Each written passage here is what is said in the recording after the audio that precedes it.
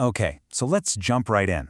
What on earth could a 2,000-year-old religious text possibly have to do with the climate crisis we're all facing today? Well, you might be surprised. The connection is actually incredibly powerful, and it's been shaping our world in ways we're only just now starting to really get our heads around. So that's the big question we're tackling today. Could a set of ancient ideas be a kind of hidden blueprint for our modern relationship with the planet? To figure that out, we have to look at these powerful and often totally invisible lenses that we all use to see the world. So we're going to explore how a few very specific interpretations of Christian scripture have helped shape Western culture's relationship with the environment, for better and sometimes for worse. Think of it like this. Every single one of us sees the world through invisible lenses.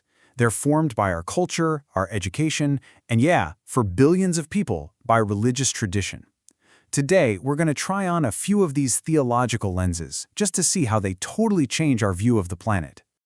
All right, so first up, let's examine what some have called the blurred lenses. These are the traditional interpretations that, as critics point out, have unintentionally contributed to some of our current environmental challenges.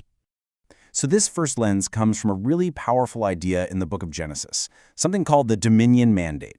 Now, traditionally, this was read as a green light for humanity to rule over the earth, to be the boss. The problem, critics argue, is that this interpretation became a justification for exploitation, kind of paving the way for unchecked consumption and a whole lot of environmental damage. And tied right into this is the concept of imago Dei. It's a huge, foundational idea in Christian theology, and it just means that humans are uniquely created in the image of God. But the real question is, how has this idea been put into practice? Well, the traditional lens often interpreted this to mean humans sit at the very top of a pyramid of importance. And the criticized outcome of that? A worldview that basically puts all of nature in service to humanity, justifying resource extraction with very little thought for other species or the long-term health of our planet. And that brings us to our third blurred lens, apocalypticism. This is a worldview that's really focused on the end of this world and the beginning of a new heavenly one. You can see how this might change things, right? If the next world is what really matters, then this one can start to feel a little, temporary, almost disposable. This perspective can really devalue the natural environment, making it feel less like a home to be cared for and more like a waiting room for the main event. But hold on, because that's not the whole story, not by a long shot. See, in response to the environmental crisis, many theologians are now proposing revised lenses, a brand new ecological vision that's rooted in the very same tradition. Let's see how this builds a completely different picture. So instead of that pyramid with humans at the very top, this first revised lens offers a circle, the relational lens. It reframes our role from ruler to relative, inviting us to see ourselves as members of a vast, interconnected community of creation. So what does that actually look like in practice? It means seeing that everything is connected. We aren't standing above creation. We are deeply part of it. It suggests that we and all the animals and plants all share a common ground in this world. I mean, that's a radical shift from being a ruler to being a relative. Okay, next up, to revise that old imago Dei lens, we have the sacramental lens.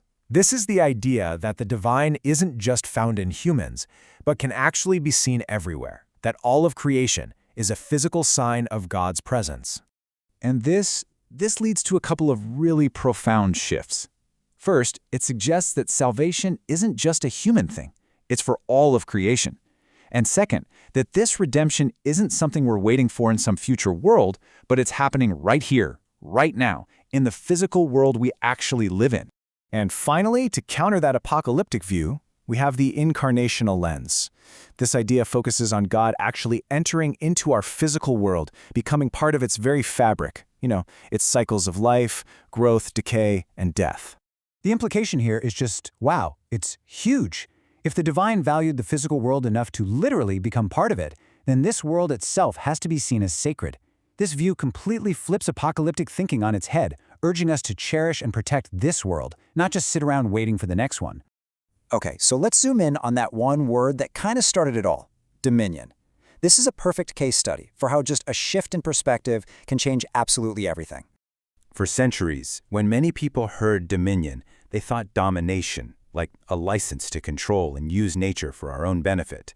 But a newer and now very influential reading sees it as stewardship, a deep, profound responsibility to care for a world that, in this view, ultimately belongs not to us, but to God.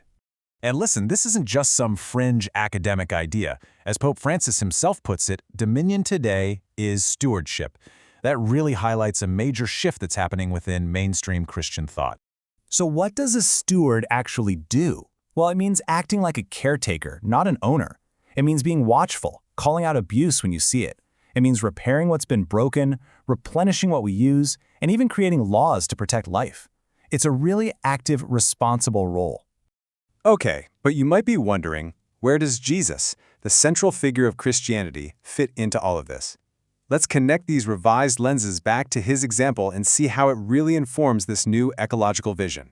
Well, proponents of this new ecological vision argue that these revised lenses, the relational, the sacramental, and the incarnational, they aren't just a modern reaction to the climate crisis. They see them as a return to the core example of Jesus himself. A radical, inclusive kind of love that doesn't just stop with humanity, but actually extends to the entire created world. Through this framework, the goal becomes what the source material calls fullness of life for all. And the key here is that all means all, not just all people, but all animals, all plants, and the planet itself. It's a massive ecological vision where love and justice are for every single part of creation. So, we'll leave you with this final thought to chew on. What really changes when we shift our perspective?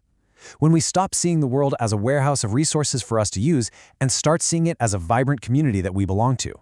It's a change of lens that just might change everything.